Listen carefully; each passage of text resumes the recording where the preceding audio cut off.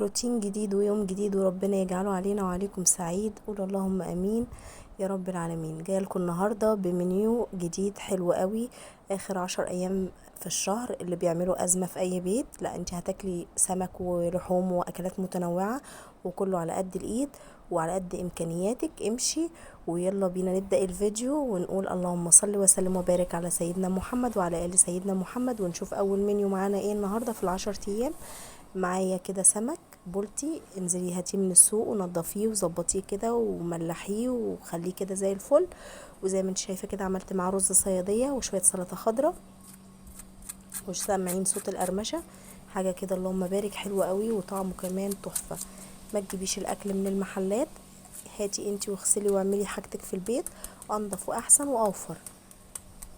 وعذرا بقى يا بنات لو صوتي فيه اي مشكله، لان انا صوتي تعبان، عندي دور برد شديد، حتى ما بنزلش معاكم فيديوهات مستمره زي ما بنزل، لاني فعلا تعبانه والله. ادعولي كده ربنا يشفيني ويعافيني يا رب ويشفي كل مريض.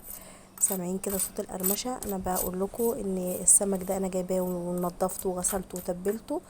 وطبعا كلنا شاطرين وعارفين بنتبل السمك ازاي وبننضفه ازاي. وكمان بس كل الموضوع فيه اما جيت اقليه نزلته في الدقيق مرتين، ما بين كل مرة والتانية حطيت عليه مية. يعني مية عملته بدقيق ناشف، مرة عملته بدقيق ناشف وبهاراته وتوابل بتاعته، وقمت منزلاه في طبق فيه مية، وقمت راجعة بيه في الدقيق تاني ورجعت بيه في الزيت. فزي ما انتم شايفين كده. وتاني منيو معايا او تاني اكله معايا كان عباره عن العدس بجبه، زي ما حضراتكم شايفين كده. عاملاه كده بالصلصه والبصل وتشه التوم بتاعته، حاجه كده اللهم بارك تحفه جدا. ممكن كمان توظفي جنب منه او تعملي جنب منه طبق بطاطس محمره لو ولادك مش بيحبوا الاكله دي قوي، بس هما الكل اللي بيعشقها بصراحه، طعمها حلو قوي.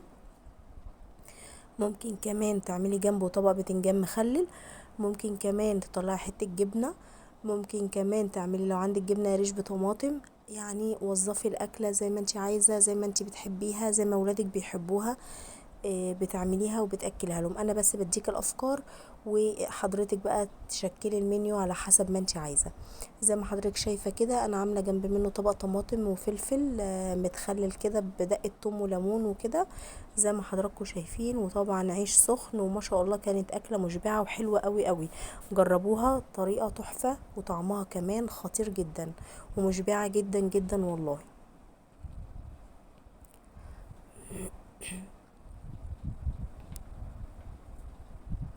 ونيجي بقى لتالت أكلة معانا النهاردة، وهي عبارة عن الرز الأبيض أو الرز حباية وحباية وشوية سلطة خضرة كده حلوين.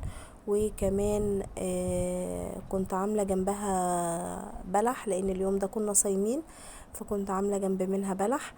وعبارة عن طاجن خضار سوتيه كده أو خضار مشكل باللحمة، زي ما حضراتكم شايفين. وعاملاه كده ني في ني بطماطم قليله جدا ابيض، عشان يبقى خفيف على المعده في الصيام. وكان طعمه تحفه تحفه تحفه.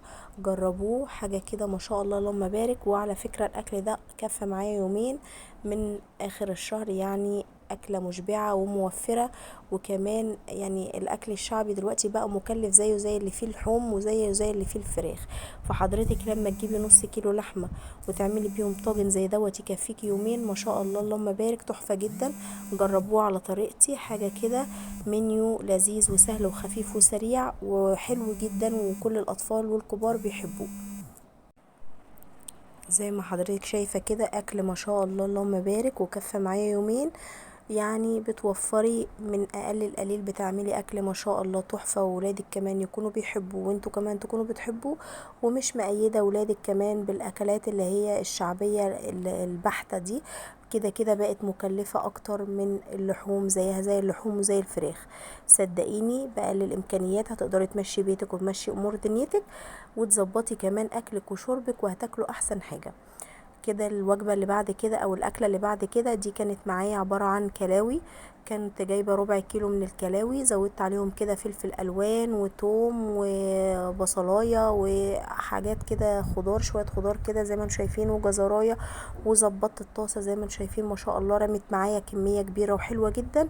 وكمان عملت جنب منها مكرونة وبتنجان مخلل، وكانت اكلة تحفة جدا ومشبعة وطعمها كمان خيال. اقسم بالله لو مشيتي على المنيو ده انت هتستفادي، وكمان هتلاقي بتاكلي ولادك اطعم حاجه واحسن حاجه، وانت كمان بتاكلي اطعم حاجه واحسن حاجه من اقل القليل. الكلاوي كمان في مستورد وفي بلدي، شوفي حضرتك حابه ايه وعلى قد امكانياتك امشي. ولو ولادك بيحبوا المستورده هاتيها، لو ولادك بيحبوا البلدي برضو هاتيها. في النهايه انت بتجيبي ربع كيلو بتعملي عليه خلطه الخضار الكبيره ديت، ما شاء الله بتشبع البيت كله وبتاكل البيت كله. وزي ما حضرتك شايفه كده طبق البتنجان المخلل بيتحدث عن نفسه من جماله وريحته. وبطاطس محمره كده، كان عندي اخر بطاطسايه في البيت عملتها لهم. وطبق مكرونه كده بالصلصه زي ما حضراتكم شايفين، وكانت اكله جميله جدا ومشبعه جدا.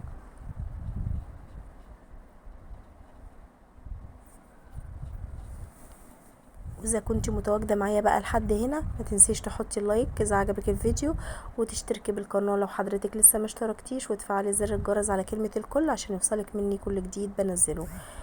واذا وصلتي لحد هنا ما تنسيش تفرحيني كده وتذكري النبي في التعليقات، او تسمي الله في التعليقات وتقولي بسم الله اللهم صل وسلم وبارك على سيدنا محمد وعلى ال سيدنا محمد. ونيجي للاكله اللي بعد كده، وهي عباره عن اكل شعبي كده جميل كنت عاملاه. عملت كده، كان عندي كوسيتين في البيت، لميت كده بواقي الاكل اللي في التلاجة وعملتها، وكمان زودت جنب منها طبقين فول كده بالسمنه او بالزيت، اي حاجه عند حضرتك ماشي نفسك بيها.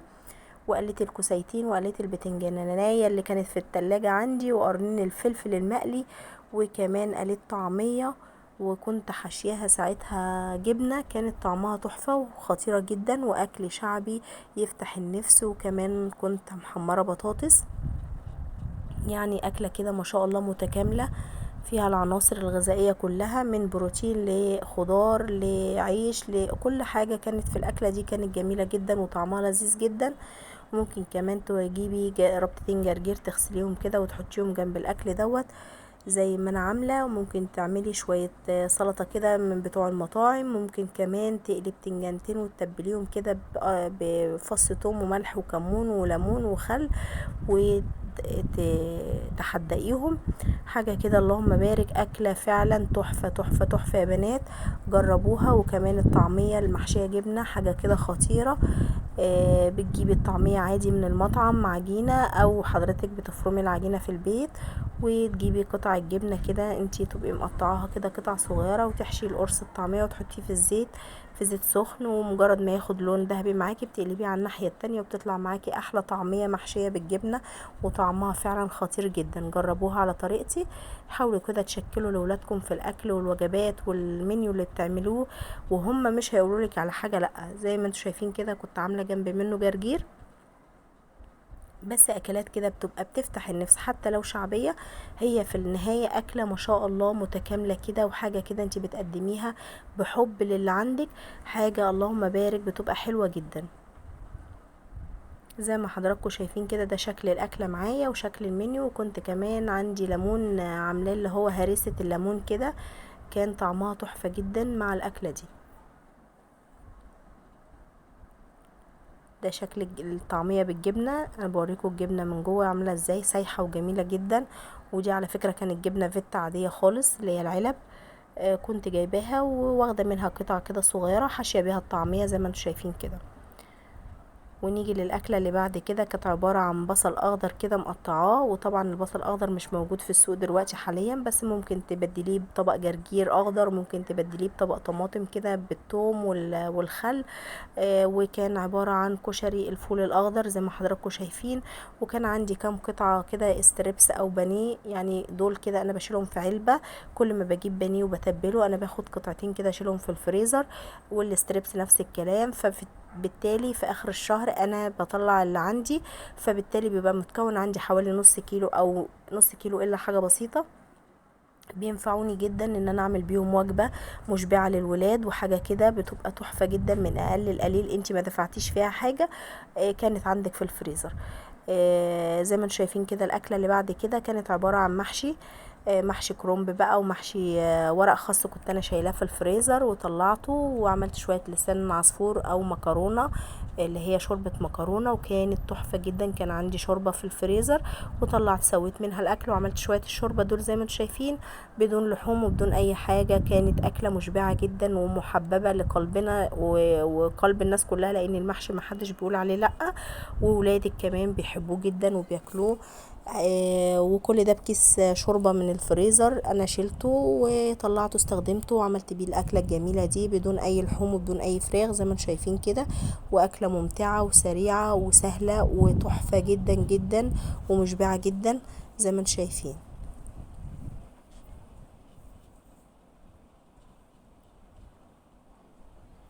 زي ما حضراتكم شايفين شكل الاكل كده. يعني كمان الكرنب ده كنت انا مفرزاه معاكم. طلعت الكيس وعملته وحشيت كده ربع كيلو فلفل مع الاكله، وعملت شويه ورق الخاص من الفريزر، وكل ده مظبطته كده من الفريزر وسويته بكيس شوربه، وكان طعمها خطير جدا وتحفه تحفه تحفه. وبكده يكون المنيو بتاعي خلص معاكم النهارده. واذا استفدتوا من الفيديو ولو بمعلومه صغيره او خدتي منه فكره صغيره، ما تستخسريش فيا اللايك والاشتراك بالقناة، وخدي لفة كده في القناة، كلها عبارة عن فيديوهات توفيرية وروتينات واكلات شعبية واكلات اقتصادية وسريعة وتوفير للميزانية وحاجة كده اللهم بارك حلوة قوي. ان شاء الله باذن الله انا متأكدة ان هي تعجبكم. واذا وصلتوا معايا لحد هنا ما تنسوش اللهم صل وسلم وبارك على سيدنا محمد وعلى ال سيدنا محمد. وكنتم مع دودي، وانتظروني في فيديوهات جاية كتير بإذن الله وروتينات جاية كتير. وأشوفكم في أمان الله ورعايته وحفظه، وانتظروني الفيديو الجديد بإذن الله. مع ألف سلامة وهتوحشوني.